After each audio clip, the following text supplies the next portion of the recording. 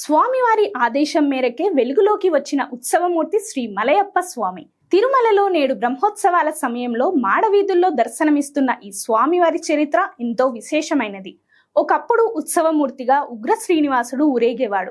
కానీ ఒకసారి ఊరేగింపు సమయంలో తిరుమలలో అగ్ని ప్రమాదం చోటు చేసుకోవడంతో భక్తులు భయాందోళనకు గురయ్యారు.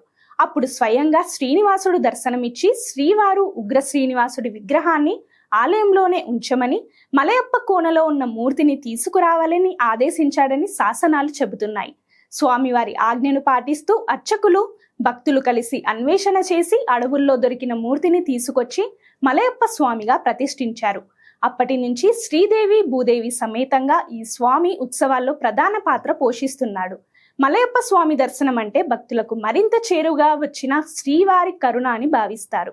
వజ్ర, ముత్య, బంగారు కవచాలతో అలంకరించబడే ఈ స్వామి భక్తుల కోరికలను ఆలకిస్తూ తిరుమల యాత్రను సంపూర్ణంగా మార్చే దైవ స్వరూపంగా నిలిచాడు.